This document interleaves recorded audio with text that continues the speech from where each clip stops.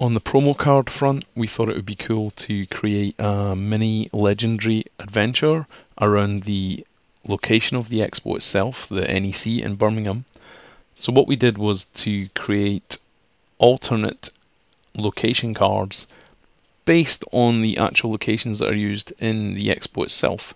So we'll just quickly canter through those to give you an idea of what's going on, but the idea was to make it feel like you were having an adventure around the expo itself.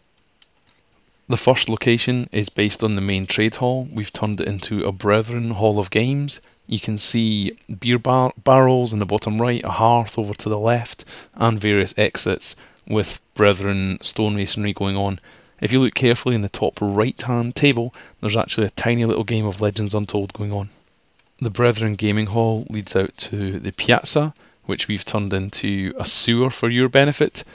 You can see some machinery and crates going on, along with some flowing water. Finally, I would note that there is some elevation in this room, something that we want to explore further as the game progresses. And we've tried to give you that feeling of vegetation in the piazza, which is really just a nod to the fact that in real life it's actually a big sunlit area teeming with life. And we wanted to give you that feeling that, well, we can do things a bit differently in Legends, because after all, it's a fantasy adventure. The piazza leads up to a hall that was used for RPGs, so we decided to turn this into a Hall of Heroes, which gives you a precursor to the direction that we want to take the Crypts in our future plans for the game. So you can see here various of the crypt-like motifs that we're using, the necrofungi, the massive megalithic structures, and if you look carefully in terms of the detail on the card, you can actually see a shield resting against the throne of the deceased to the right hand side of the card, and also a little cave painting on the stone dais that stands before the tomb itself. Having survived the crypts, you would exit onto Pendigo Lake, which is actually a man-made lake at the venue itself, which was being used for Viking reenactments over the course of the weekend, which of course was extremely interesting to us. In this case, what we've tried to do is turn it into a subterranean lake with some interesting animal life going on, if you look carefully. And also in the middle of the lake, we couldn't resist it but have created effectively our own little Gollum's Island, because, everybody loves Gollum. One thing we did release at the expo were our future plans for the game, to show the backers and other interested parties where we see the game going in the future. And so what we did was to come up with this isometric view to try and first of all explain the differing environments around Dunmordine. You can see the Weeping Caves and the sewers illustrated here, which are of course the novice sets which you have purchased, and we are very grateful for it, thank you. Going forward, and this does line up with what we'd originally stated at the start of the campaign, you can see the crypts, the Brethren Works and the Silent Dark. I'll go into those in more detail now, but I thought this would be a useful diagram. It was certainly very popular at the time of the expo to show you how it all interlinks. On the crypts front, I'll start off with the concept piece that was used to actually create the Hall of Heroes card. So you can see here from a first person perspective how the megalithic tomb and the dais and the throne fit in alongside the star worshipping concept and the necrofungi motif within the actual tomb itself. The crypts are very old and have multiple cultures within them, so we don't just have the undead but have actual undead cultures themselves who don't get along. And the first culture of these that you're going to come across are the Arsa, which translates as the Ancients. And these are regarded as the Ancients by the Celtae themselves, so the current inhabitants of Dunmordine. The Arsa are a much more ancient people than the current inhabitants of Dunmordine. They are very much decomposed to a skeletal state. They have a very different technology level. If you look at the halberd, it's pretty much a piece of copper stuck onto a stick. Or if you look at that axe there on the guy on the left hand side, you can see it's very, very early Bronze Age at best. These are not particularly sophisticated in terms of their technology, but they do have a very ancient power behind them and some interesting use of magic and indeed a miasma that flows around the tomb. The Arsa are pretty unhappy with the more recent inhabitants of the crypts, which are the Kelty dead. These are, within the last century and are much closer to zombies, one would say, in terms of their appearance, I guess. But it's a completely different culture. It's much more Iron Age if you look at the weaponry. They've even managed to still have some of their glyphs and tattoos you can still see on the decomposing skin. If you look at the outfits as well, it's very much a nod to the Kelty cultures that we've included in the game so far.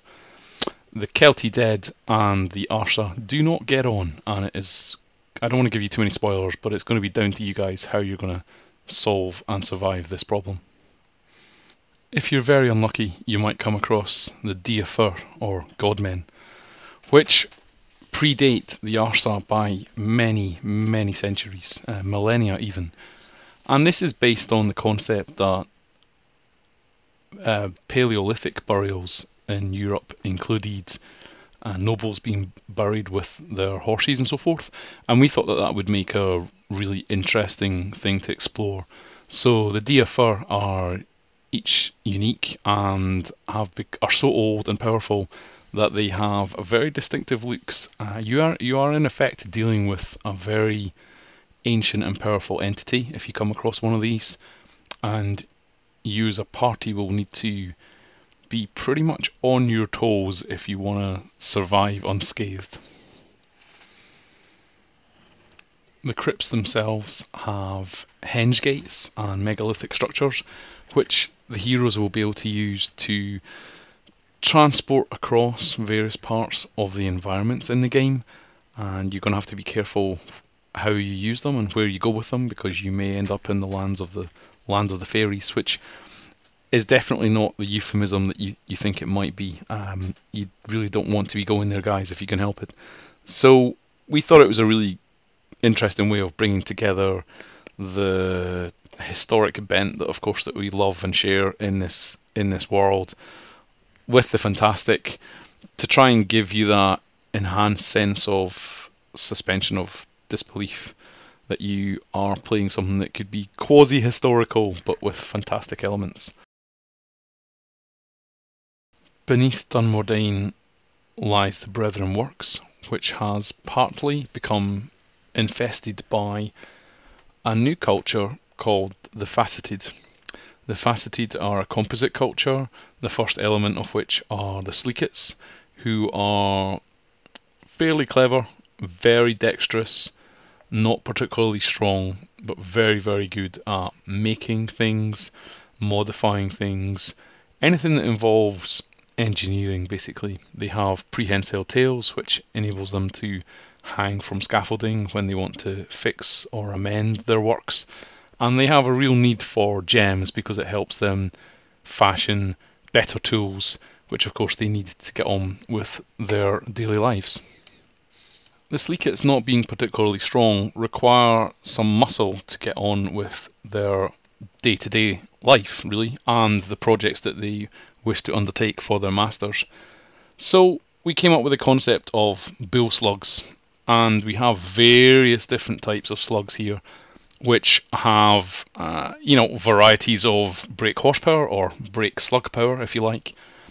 And what we're trying to really give you an idea here is that these guys have breed different types of slug-like creatures to undertake different roles, such as scouting, impromptu cavalry, guards, and horse-like labour. So you can see here the one that's been rendered up to a more finished state in the bottom right is kind of like our equivalent of a Shire horse or a Clydesdale horse in slug form, so to speak. In terms of the name, the working title is Kikix, Why are they called Kikix? Well, it's actually these are the favoured prey of Waragers, because of course they both live underground, and the Faceted are indeed the arch enemy of the Nimshka. So a Warager, when it wants to eat one of these things, starts getting very excited and makes the noise kick, kick, kicks, hence the name Kikix. The second part of the Faceted culture are the Gemlords, who are the alpha part of the culture. They effectively rule the Sleekits owing to their innate abilities, magical and intellectual. And what we've done here is just to show you some of the various concept pieces we went through to arrive at what we wanted a Gemlord to look like, because these guys are the arch rivals of the Nimshka, so we want them to look particularly menacing, but also interesting. So we played around with a huge variety of methods of locomotion and evolution. What we eventually landed upon was evolved from a bat, them being subterranean creatures. So you can see here, this is a revered guide. The Gemlords have various different functions within them. They split them out. The revered guide being an important one, which is a non-warrior like status. You can see the arms that remain from the torso, which are used to effectively grasp those gems hanging around the Gemlord's neck. The gems are used themselves to help power the avatars and illusions that the Gemlords use, and that creates the feeling that you are going to be actually, although you're fighting something that's only the height of a child, really, it's only kind of 4 foot tall. Actually, these are beings of material power. You've definitely moved up from novice rank when you're going to be taking on a Gemlord here. So we move from the revered guide to the revered warrior, which is in a more rendered state. This is a much more finished piece of art here, guys. And what you can see is that the revered warrior has taken one of those gems, a sapphire in this case, to create an avatar or an illusion. The idea is that you guys are going to have to deal with these particularly brutal looking avatars, and I don't want to give away much more than that, but yeah, hopefully you can see it and you get the idea that we're trying to push the boundaries here and give you something that's just that bit different from where you were at novice rank. The Brethren works are not just about the foe, it's also about the environment itself. And what we wanted to do was show you some of the interesting things that the Brethren and indeed the Sleekits would use in an engineering capacity that the heroes will need to interact with in due course. So here's an example of an aqueduct with water flowing down and then using an Archimedes screw to get it up a level and then to come down again. And levels of elevation is very much a theme that we want to explore further in the Brethren works. Carrying on this theme, here's an idea for transport that our concept artist came up with, just to give you that feeling that there is an element of machinery going on and it's not all about combat. The players are really going to have to think through how they're going to interact with the environment in the Brethren works to survive.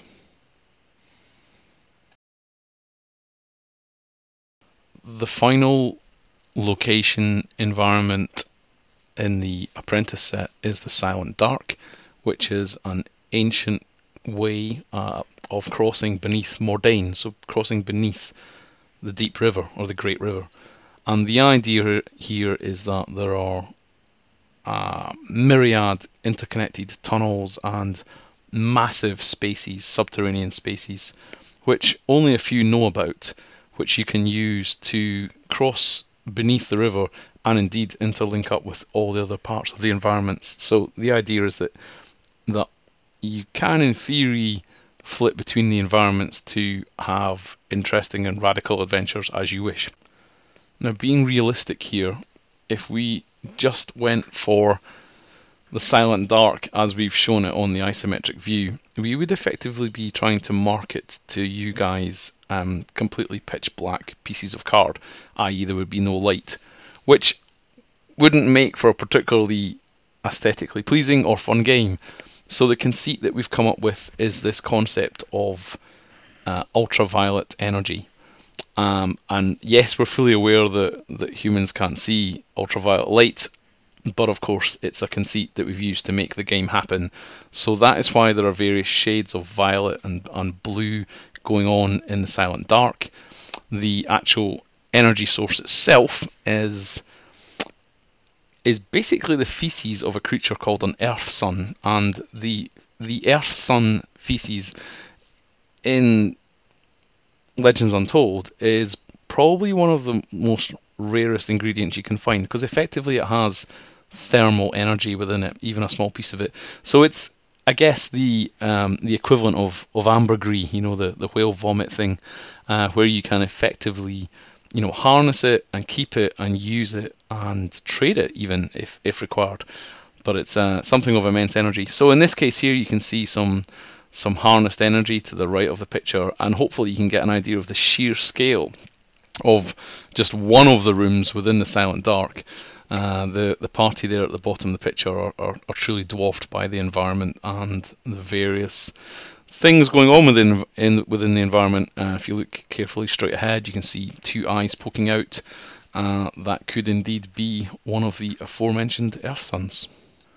We always wanted the Earth Suns to be something completely different from the other foes within the game, and we wanted to make them non-bipedal and purely massive in scale, but didn't just want to make it a big bug. We wanted to make it feel like something that could generally burrow through solid rock, and also be capable of generating that thermonuclear or thermal energy through its body, which creates that source of power, which is so important to keep the game going, for us anyway, to keep that suspension of disbelief going so far underground. So our concept artist came up with all of these lovely ideas behind what they could be, and there was a lot of debate went into what an Earth Sun looks like. We may well use a number of them, in fact, for different types of Earth Sun, because the vast majority of them we really like. There are some really interesting ideas there. What we've actually settled on looks like this, which has taken the motifs that we like the most: the armoured gouging head, the eyes of pure energy and almost alien-like in terms of their expression. There is no expression because you're dealing with a being here that is not bipedal. It's not remotely human in any way. You can definitely get an impression of the thermonuclear energy coming through the body of the Earth Sun, and yeah, hopefully, if we've done our job right, you're intrigued and feeling a little bit scared about fighting these things. But it's okay, because you guys are going to level up lots of times before you have to meet these things, and yeah, I'm sure you'll work well, and there'll be absolutely no total party kills when you meet them. Guys, that was just a glimpse into where we're going with the game in due course. We, as ever, really appreciate the support that you guys give us, and yeah, please do give us your comments and thoughts on the concept art. As I say, at the moment, nothing is set in stone, but it's the direction of the game, and we thought it was right to share with all of you our ideas and where we wish to take the game, so that you could be on the same peg as all of our lovely visitors that we enjoyed entertaining at the UK Games Expo. Thanks, and best wishes to you all. Bye bye.